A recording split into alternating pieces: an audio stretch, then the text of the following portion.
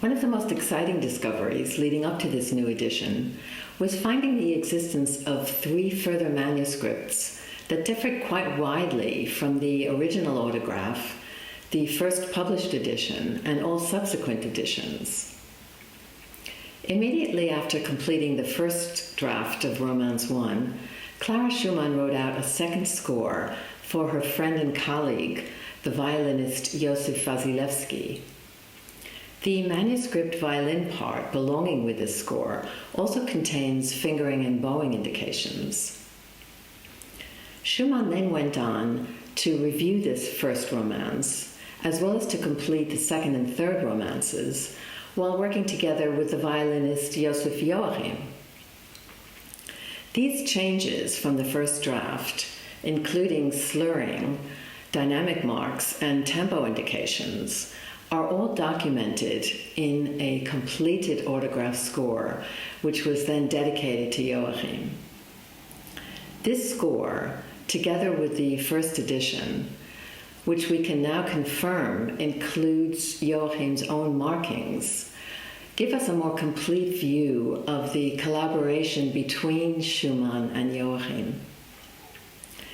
It was also very interesting to compare Romance 1 in the 2 versions with varying approaches to fingering and bowing of the 2 violinists, which was often quite different, and to see in what ways these affected the phrasing of the composition as it was developed.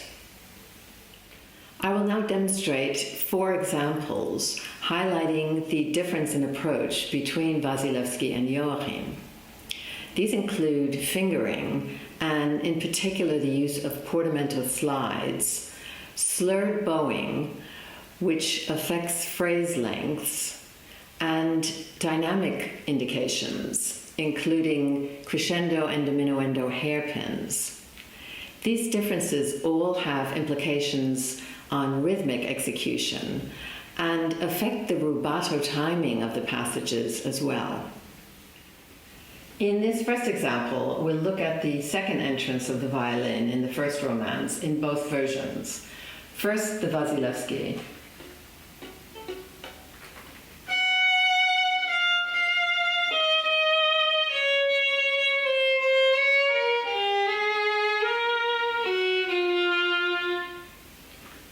And now Joachim's version, which first of all comes in a semiquaver later. There are portamento fingering indications on the repeated notes. The last 2 bows are lengthened over the bar line, and there is an added hairpin in the last bar.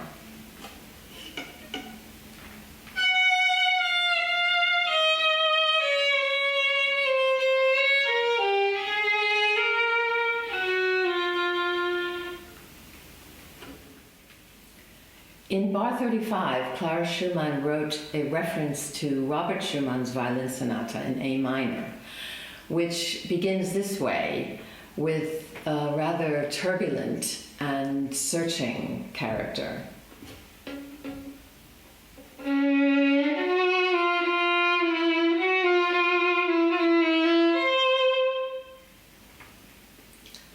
Here in the first romance, Clara Schumann actually resolves this phrase and gives it a ritardando at the end. Joachim indicated the G string for this passage, as in the original, and uses portamento fingering for a cantabile effect. The passage is taken in one bow, which gives the whole a kind of resigned quality.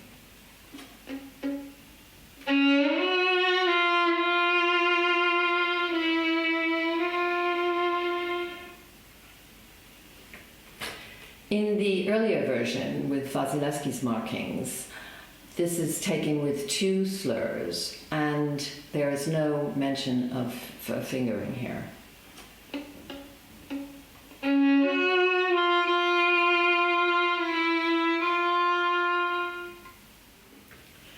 This next example shows a different type of portamento over a larger interval, and shows also the effect it has on the rhythm of the passage.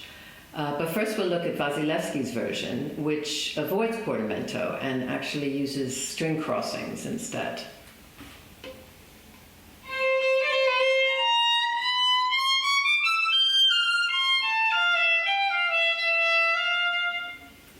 And now Joachim's version.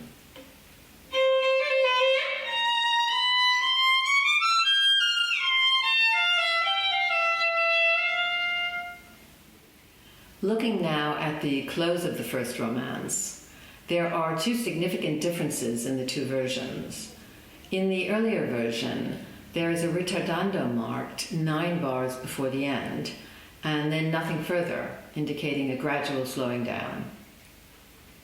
3 bars before the end, there is a crescendo hairpin, which extends all the way to the next bar.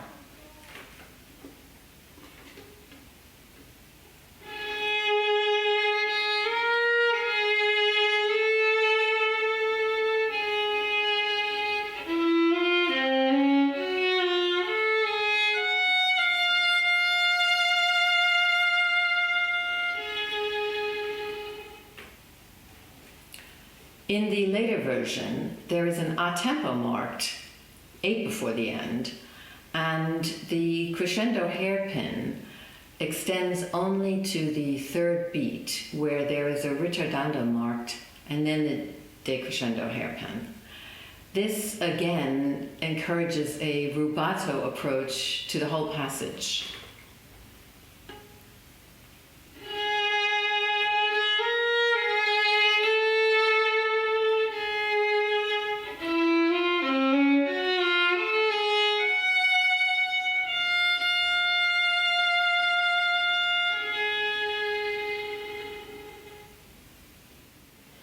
We see from these examples the many ways in which the Schumann-Joachim collaboration actually developed a more nuanced cantabile approach, which highlights the composer's own lyrical style. The performing practice commentary in the edition looks at contemporary techniques and illustrates how important it is to translate the notated signs and symbols into expressive musical terms. Performers and composers such as Brahms, Mendelssohn, and Robert Schumann, as well as the students of Clara Schumann and Joachim, all contribute to our understanding of how best to communicate in this language of the romantic imagination.